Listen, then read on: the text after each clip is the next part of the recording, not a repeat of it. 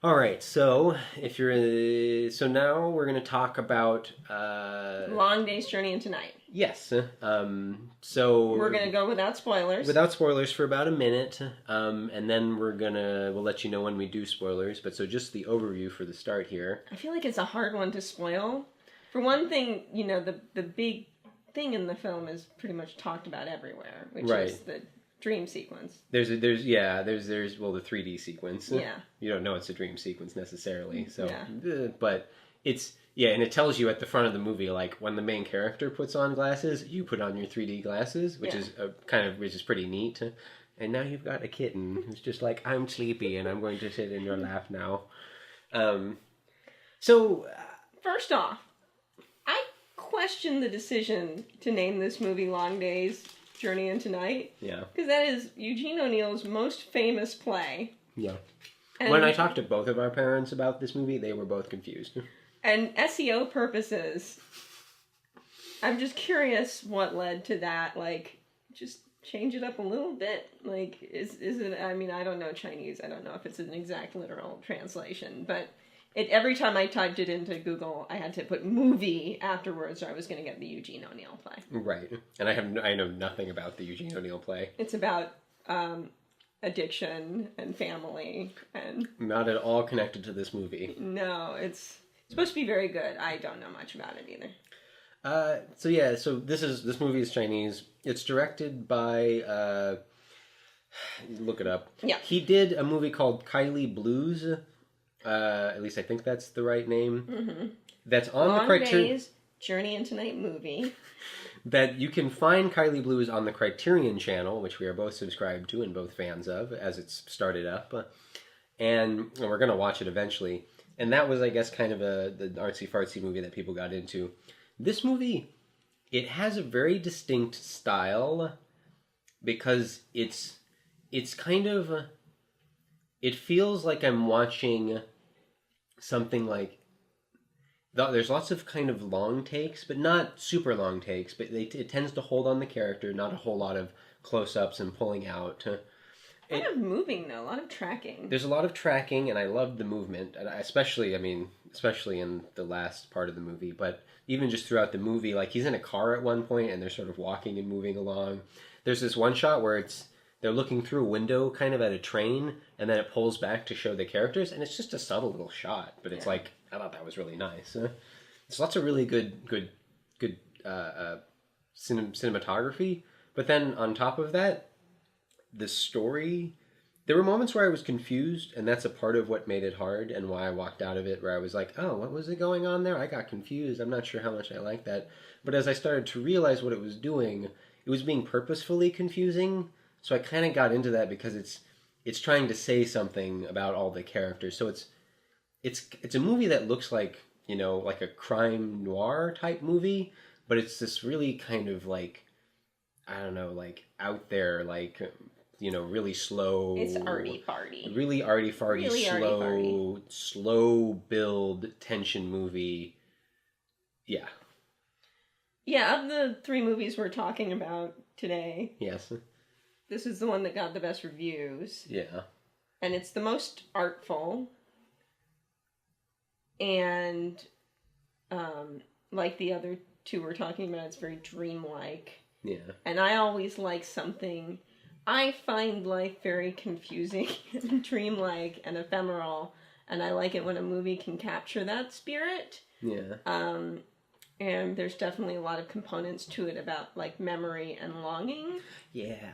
I also got confused and missed a few key hints about understanding what was happening for a little too long.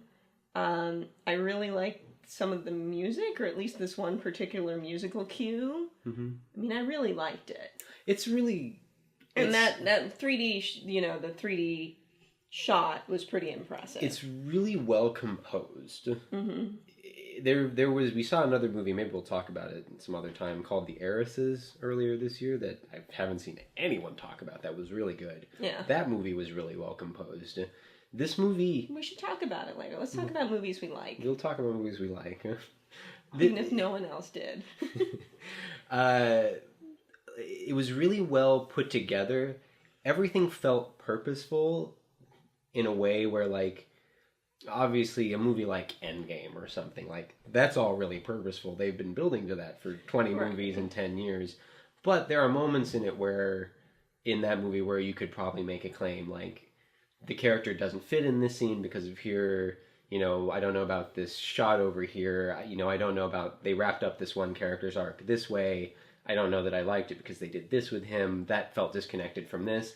There's nothing in this movie, Long Day's Journey into Night, where I was, like, confused or, like, this doesn't connect to that. It all felt very purposeful and connected. But it's not a movie full of much plot, so no. Everything is kind of tied together by theme and feeling. I mean, there's some plot, but... It might help that, actually, there's, like, almost no plot. And for that reason, I kind of want to get into spoilers, because there's not a lot to talk about. Spoilers! It's really pretty. Spoilers. You know if you like this kind of stuff. If you like this kind of stuff, go see it. Yeah, if it's still out, you should see it in 3D. And spoilers. So I definitely got confused because there were flashbacks and flash forwards, and I should have caught on that his hair was gray. Yeah. But I didn't, so that confused me for a little while. Well, and the first part that confused both of us is, like, he mentions way at the beginning, and there's narration in this, and it's not bad. It's one of the few, I mean, there's nothing wrong with narration. You can do it. It's overused, blah-de-blah. People use it as a crutch. Yes. It's not used as a crutch in this movie. He talks about, like, oh, I'm from Kylie or something, because this movie also takes place in Kylie, like I guess the first one did that we haven't seen. And Be Gone is the director's name. Be Gone? B-E-E, then space... Probably Began. Began. B-I space G-A-N. Began. Okay, Began. Our main character is narrating, is like, oh, well, I moved back to Kylie when my father died, or I went back to Kylie when my father died, and then he immediately starts talking about his friend Wild something or whatever had died, when Wild something died, blah-de-blah-de-blah, and starts talking about it. And you're like, oh, is Wild something his father? Yeah. And you're like, I got confused. And then after the movie, or really late in the movie, I realized, oh, that was intentional. The point is that it's all cyclical. Yeah. And so his generation, his father was the guy in that generation. Wild Thing was the counterpart to his father. Wildcat was the counterpart to his father in his generation. Right. The next generation will have another. So, like, it's all how cyclical those things are. Right. And there was definitely, to me, I wouldn't have... as just discussed with Sunset, I like being confused and lost in a little bit. I would not have minded a little bit more to latch onto with this. This is kind of the most where you might want that. Yeah, it was just hard. There's a point at which you don't know who you're looking at, or you don't know, the questions that come to mind aren't like questions of like, is it trying to say something about memory? The question is, who is that? And that's a little bit where, like, the main character knows who this is, I'd like to know who this is, kind of a thing. I keep talking about the beginning of Avengers Endgame has a shot of Thor that I don't know where he is. Like, that's not the kind physically in the scene. Yeah, like, I'm like, they keep talking about him, and I'm like, where is he? Like, that's not the kind of confusion I want in a movie. I more want to be like, oh, why does he feel that way? Why does she ruin everything she walks by? I don't think I really had that problem much in this one. There was a couple places, Wildcat. Yeah. In the mine. Yeah, there's a few places where, like, there's the Wildcat in the mine. There's that moment where our main guy, it's sort of the last flashback when he's with the girl that he's sort of searching for through this whole movie. Mm-hmm. God, we didn't even mention the brother in Sunset at all, but it's almost whatever. But the guy is looking for. It is like he comes out of a pool and meets the girl that he's been with, and we're just like, where does this scene take place? Yeah. It must be after they were torturing him. But if that's what was happening in that scene. There was, and I mean, that scene was hilarious because there's like karaoke, the guy singing karaoke and dressed in white, but it's like, where is this scene? Yeah. I mean, we see that we saw that location earlier because he'd like gone back to it. So it's like, I like that cyclical nature, but there is, I guess there is like one or two scenes. Well, where and there's definitely something about memory, and I mean, memories are. What do you really remember? What are you really remembering? They fade. Yeah. You know, can you remember? Like, Kirby's always putting me in my memories of things we did together where I'm like, I wasn't there. You know, like. So I'm constantly taking my girlfriend out of memories when she was there. Yeah. So. Didn't mean to. But I really liked it still. I loved that feeling. It was really artfully done. I mean, the one other thing I was going to say is I was expecting a little more from the 3D section as far as the 3D went. LACMA had an exhibit on 3D where you 3D films, just 3D images, where you saw some old funny horror films. And you'd see, like, things hovering in the air and kind of coming towards you. Yeah. And so I was expecting at some point for something to come towards you or something to take more advantage of that. And I don't remember anything doing that. It was still neat. It separated it from the first half.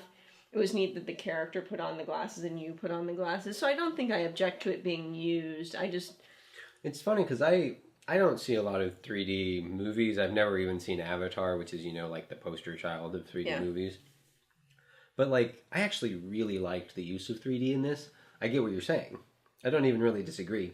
But 3D was used for such a purpose in this movie, and it's often just like, now you can see the movie in 3D. It doesn't really add anything, but it looks kind of cool. Right. Whereas in this movie, it really makes the dream sequence at the end, like, super distinct from the rest of the movie. Yeah. And so... And, I mean, it's all one shot. It's like a 50-minute long shot. And it's really neat. It's really neat, and my feelings about the overuse of long shots aside... I just bring them. Yeah, can we do something else? That's more Ladybirds, where it's all just quick cutting. Yeah. But I liked how...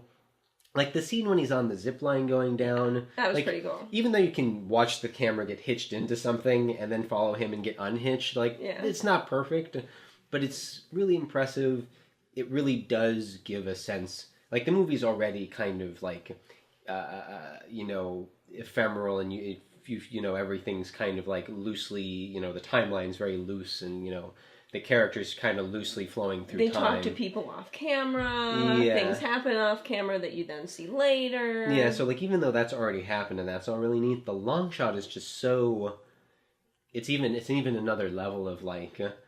there's something happening over here, and then we go over here. It's like a dream. Like something happens over here, and we think it's like probably his parents or something. But then we move away from that, and now we're over here, and you know, there's the sparkler, and you know, the singing out in the square. Like I don't know, And that's like Sunset that we just discovered, where it's like what you can and can't see. Yeah. But I mean, I really liked it, and I want to too. see it again if I can catch it before it leaves theaters. I definitely want to see his first film. Yeah, I would love to see it again in theaters. We'll see if that happens, but I know I definitely want to see his first film, and that's free. Yeah. So, anyways. Good movie. I think that's about all I have to say about it. That's all I got.